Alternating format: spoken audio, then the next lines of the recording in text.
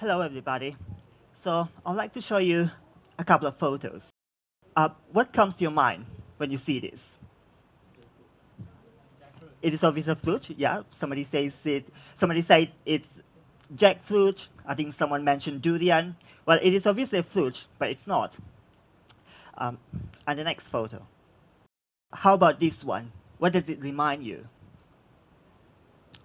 Um, yeah, it's an accessory. It's a hat piece. Would you like to wear it? Yeah, I think this one is pretty universal. We used to have it in every paddy field, and I think we still do in some places. So the flute is known as tarap. Um, what's so special about tarap is that it's native to Borneo. Now I'm glad that I met a fellow Sabahan among you guys last night, and he mentioned about it. So what's so special about it is that it's native to Borneo, so it doesn't grow anywhere else. And it's very famous in my state, Sabah, where I come from. So that's why I think many of you do not really know what flute it is. This, on the other hand, is what we call a slimpak. Now, slimpak is a hat piece. It's a hat piece worn by the women of Bajau Sama descent during traditional ceremonies. And the ladies are still wearing it during their weddings. Now, they do wear modern gowns, and then it's a must to wear this traditional attire. So it's something that most of the ladies from my ethnic group, Bajau, that are very excited to wear every time they are going to have their weddings. And this one, it's in our Bajau language, we call it belek belek. It means scarecrow. So my village is a vast paddy field, so it is pretty much everywhere. I'm telling you all of this because these were parts of my childhood. And they have been my inspiration for some of my work, including the one that I'm going to talk about today. Now, let me ask you, have you ever experienced of coming up with ideas that you were so passionate about, that you were so excited about, you really wanted to do it, but you just couldn't seem to connect them or make them meaningful or make them significant, at least for some people. And you felt like letting go, but something inside you told you not to. Now that happened to me many times. I got all of these ideas and I felt like I needed to do something with it. And today I'm going to share with you my experience of finding my ways, try to make my ideas work and gain acceptance. So since I'm a school teacher, can't you think of ways on how to turn these into teaching strategies, teaching materials? Because since I'm a teacher, that's my profession, that's what I do. So if something that I'm excited about, the first thing that I will think about is how to integrate it into teaching. But then you probably wonder, like, what is he talking about? Like these, do you even think these will interest students in the 21st century, where most of these are considered obsolete or outdated? So as somebody who loves to imagine, I decided to immortalize my active imagination that has been thriving since my childhood, that has been thriving in my childhood, and that's how Tingtok was created. So Tingtok is my initiative. It's a collection of tales related to the indigenous people in Sabah, including their legends, traditions, languages, and myths. So basically, Sabah has a great diversity of ethnic groups and languages. But it wasn't easy.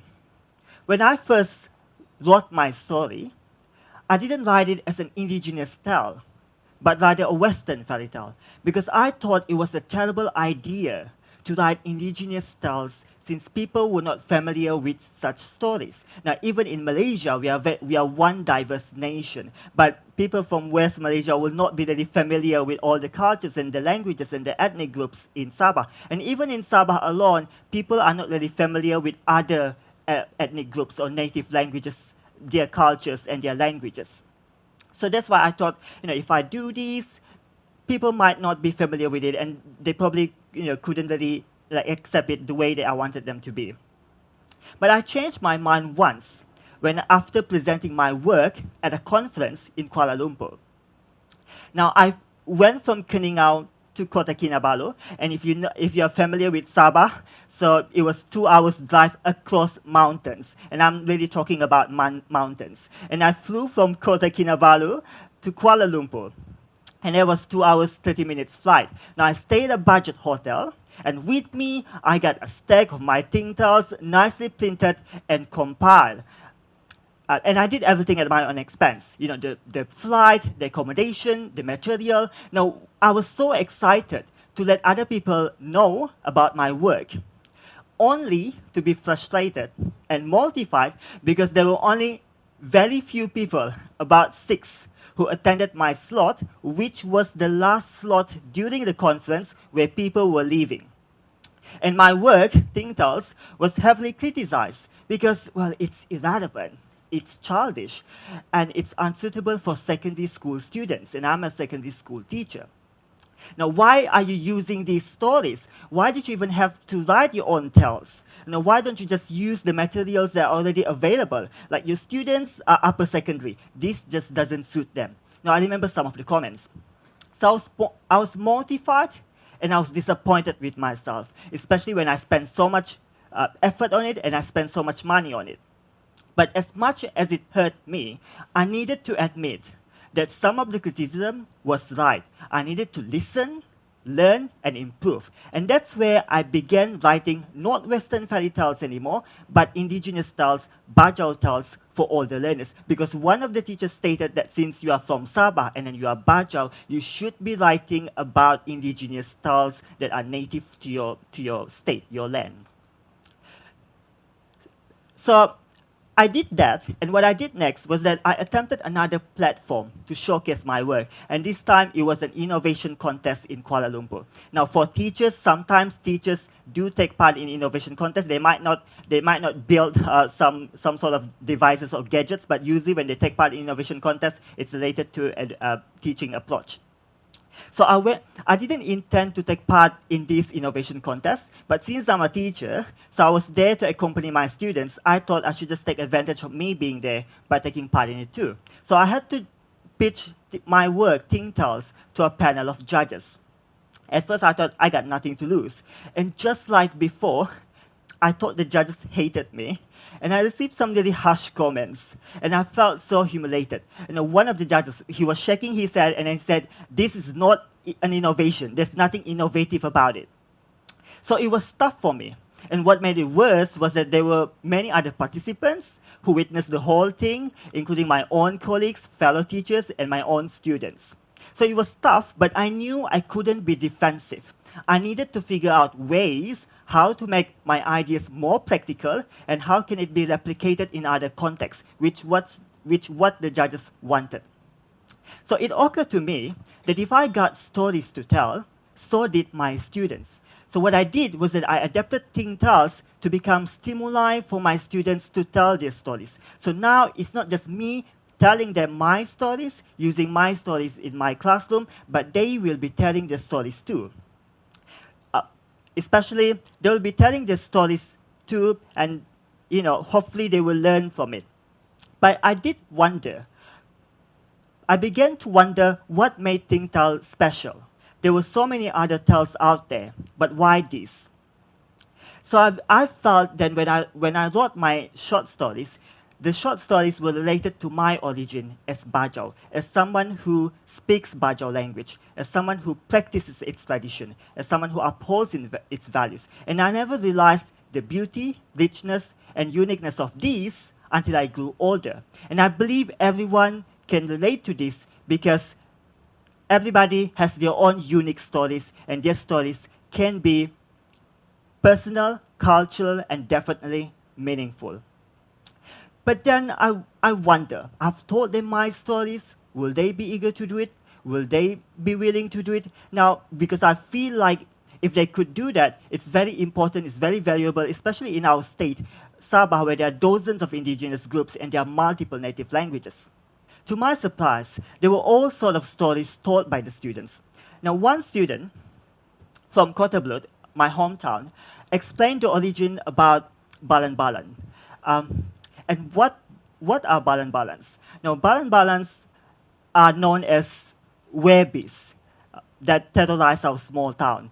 Balan-balans were originally humans who transformed into beasts at night. It is considered a supernatural curse that is passed from one generation to the next one. Although it appears more like a genetic makeup, most people don't know that it is apparently contagious too. And people can contract it and become one, and they can become balan-balan. So if you feel like you want to experience werewolf-like transformation, you can come to my hometown and get infected, and you might become balan-balan. But don't worry, although it's infectious, but there's a cure, there's a ritual that can be performed to heal people once they get infected. So is it a supernatural curse, genetic makeup, or advanced form of virus? So that is a question that we never know the answer is. So sounds to me like it can be the next supernatural blockbuster. One student told us about the legendary love story between Kuding King, a mortal man, and Kinomuluk, a princess from the sky, whose love story was so touching, I think it could inspire the next chart-topping pop song. And this story is more popular among the Kadazan Dusun community, while the Balan-Balan stories are more popular in Kota Belud, especially among the Bajau community. Now, one girl told us about the story, a story about a girl who took part in a beauty pageant contest. Her name is Dang Insum. And unlike any other beauty pageant contest, this one tested the ladies' fighting skills. So I thought it's incredible. Unlike, we don't do that in Miss World or Miss Universe, and we have been talking about female empowerment and breaking stereotypes related to beauty. But this story about Dang Insum taking part in beauty pageant contests, sounds to me like Dang Insum should be an idol to little girls. And the story of Dang Insum is very famous among the Malay, especially those from Brunei. We usually in Sabah, we call them as Brunei. They identify themselves as Brunei. Or maybe just a personal story of a girl. This girl, when she was little, she competed in a fashion contest during Kaamatan. Now, if you're not familiar with Kaamatan, it's a harvest festival. It's a very famous local festival in Sabah. Now, she felt bad that she didn't win it, and she disappointed her mother for not winning it. But she's glad that it taught her to be brave to speak in public. So all of these stories took their local folklores, past experience, and origin to a whole new level, filled with excitement, engagement, and great messages. What intrigued me most was the level of excitement and engagement that I could see from my students when they were telling their stories, when they were listening to their peers' stories. Now, most importantly, since I'm an English language teacher, they were speaking in English, they were being inquisitive, they were being imaginative, they were doing their own research about their past, about the legends and the myths and the history, and they were being reflective of the stories that they were telling or they were listening from their friends. So they were talking about personal experience that they used to feel embarrassed about, but now they can use it to send a message. And they were talking and laughing about taboos, like balan-balan, the one that I've mentioned before. It used to make people feel insulted, but what do you know? It can be a cultural symbol that people can take pride of. And they were listening to legends and myths about the land that we have never heard before, and now they begin to learn more about it and appreciate it better. Now, looking back at the past, I'm glad that I had these ideas. I thought it was ridiculous at first, but I continued to pursue this idea and learned so much along the way. So last year, my work, Tingtok, was recognized as the winner of a coveted international award. I love saying that. SEAMEO-Australia Education Links 2018, where I was given a grant of 10,000 Australian dollar to expand the project beyond my classroom across the state. Now, I became the first Malaysian to win the award. And thank you so much. And Tingtok was also awarded gold medal at World Invention Innovation Contest in South Korea last year. And one of the short stories that I wrote, Black Ballet, was a top 10 finalist in Commonwealth class story writing organized by British Council. Now, people are asking me more and more about this idea. I've been invited to speak about it at conferences, seminars, and workshops. Even just now, I received a text message. Somebody from Kedah wanted to invite me. So, and I've been getting this feedback. that went, wow, what an excellent idea. You're very smart, you're very creative. How did you come up with these ideas? Now, honestly, I felt honored and humbled by these responses, loved them. But I'll never forget what brought this idea to where it is now. It started as something childish and silly, and I think it still is. It had been criticized many times, and I think I have felt humiliated at several occasions. But now, Tingtok is being recognized internationally. It has been getting constructive feedback and praises, and it has been downloaded over 10,000 times online by teachers from all over the world, and more people are getting curious about it. And this is just one idea of mine. I have several ideas that have been getting several recognition. One idea of mine related to zombie apocalypse, and the TV host and the radio host were asking me live on air about this zombie thingy. So I guess watching those zombie series does have its perk. And then another idea of mine was inspired from Harry Potter, and I presented at a conference in France in front of audience from all over the world, and I gained recognition for it. So what can I say? I'm just, as you can see, a clumsy, nerdy, desperate, ridiculous person who tries so hard to push his ideas out into the world.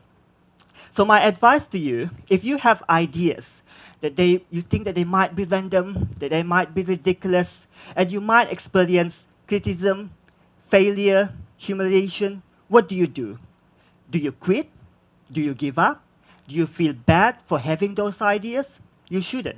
What you do is that you try really, really hard to turn them into a reality and show the world that your idea is real, you are real. Because your idea, no matter how random it is, no matter how ridiculous it is, if you can think it, you can make it happen. So let's make it happen. Thank you.